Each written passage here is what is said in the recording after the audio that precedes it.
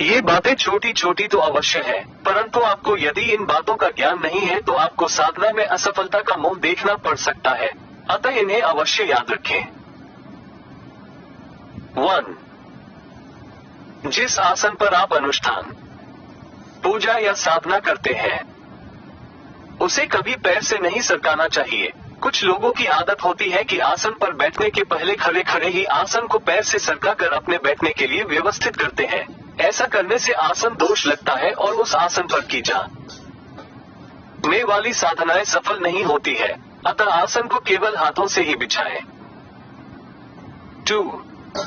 अपनी जपमाला को कभी खूंटी या कील पर न टांगे।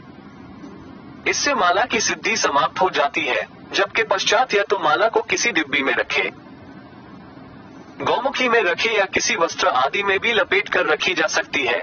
जिस माला पर आप जाप कर रहे हैं उस पर किसी अन्य की दृष्टि या स्पर्श न हो, इसलिए उसे साधना के बाद वस्त्र में लपेट कर रखें। इससे वो दोष मुक्त रहेगी। साथ ही कुछ लोगों की आदत होती है कि जिस माला से जप करते हैं उसे ही दिन भर गले में धारण करके भी रहते हैं, जब तक किसी साधना में धारण करने का आदेश न हो। जपमाला को कभी धारण न करें। 3. साधना के मध्य जमाए आना, छींक आना, गैस के कारण वायु दोष होना, इन सभी से दोष लगता है और जाप का पुण्य क्षीण होता है। इस दोष से मुक्ति हेतु आप जप करते समय किसी ताम्र पात्र में थोड़ा जल तथा कुछ तुलसी पत्र डालकर रखें। जब भी आपको जमाए या छींक आए या वायु प्रवाह की समस्या हो तो इसके तुरंत बाद पात्र में रखे जल को मस्तक तथा दोनों नेत्रों से लगाएं। इससे ये दोष समाप्त हो जाता है। साथ ही साधकों को नित्य सूर्य दर्शन कर साधना में उत्पन्न हुए दोषों की निवृत्ति के लिए प्रार्थना करनी चाहिए। इससे भी दोष समाप्त हो जाते हैं। साथ ही यदि साधना काल में हल्का भोजन लिया जाए तो इस प्रकार की समस्या कम ही उत्पन्न होती है। Asterisk 4. ज्यादातर देखा जाता है कि कुछ लोग बैठे बैठे बिना कारण पैर हिलाते रहते हैं या एक पैर के पंजे से दूसरे पैर के पंजे या पैर को आपस में अकारण रगड़ते रहते हैं।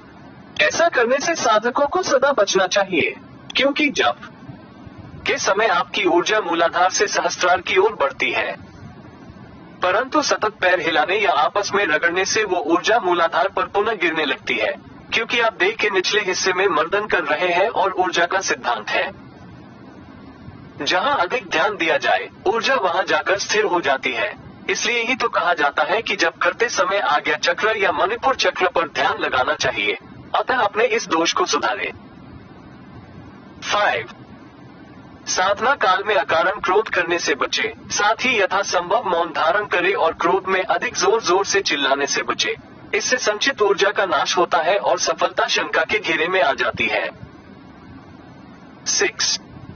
साधक जितना भोजन खा सकते हैं उतना ही थाली में ले। यदि आपकी आदत है अन्न जूठा फेंकने की तो इस आदत में सुधार करें, क्योंकि अन्नपूर्णा शक्ति तत्व है।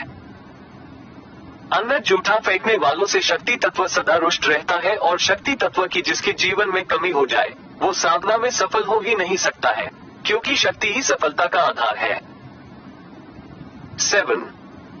हाथ पैर की हड्डियों को बार बार चटकाने से बचे। ऐसा करने वाले व्यक्ति अधिक मात्रा में जाप नहीं कर पाते हैं, क्योंकि उनकी उंगलियां माला के भार को अधिक समय तक सहन करने में सक्षम नहीं होती है और थोड़े जाप के बाद ही उंगलियों में दर्द आरंभ हो जाता है। साथ ही पुराणों के अनुसार बार बार हड्डियों को चटकाने वाला रोगी तथा दरिद्री होता है। अतः ऐसा करने से बचे। 8.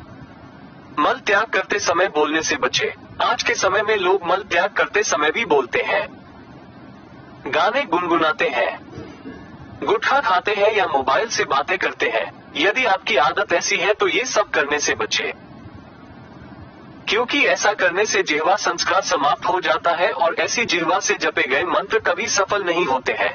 आयुर्वेद तथा स्वास्थ्य की दृष्टि से भी ऐसा करना ठीक नहीं है, अतः ऐसा ना करें। 9. यदि आप कोई ऐसी साधना कर रहे हैं जिसमें त्राटक करने का नियम है तो आप नित्य बादाम के तेल की मालिश अपने सर में करें और नाक के दोनों नथुनों में एक एक बूंद बादाम का तेल डालें। इससे सर में गर्मी उत्पन्न नहीं होगी और नेत्रों पर पड़े अतिरिक्त भार र की थकान भी समाप्त हो जाएगी। साथ ही आंवला या त्रिफला चूर्ण का सेवन भी नित्य करे तो सोने पर सुहागा। 10. जप करते समय अपने गुप्तांगों को स्पर्श करने से बचे। साथ ही माला को भूमि से स्पर्श न होने दे। यदि आप ऐसा करते हैं तो जाप की तथा माला की ऊर्जा भूमि में समा जाती है। 11. जब जाप समाप्त हो जाए तो आसन से उठने के पहले आसन के नीचे थोड़ा जल डालें और इस जल को मस्तक तथा दोनों नेत्रों पर अवश्य लगाएं। ऐसा करने से आपके जप का फल आपके पास ही रहता है।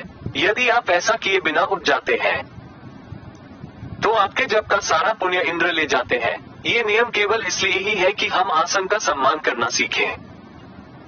जिस पर बैठकर जाप किया, अंत में उसे सम्मान दिया जाए।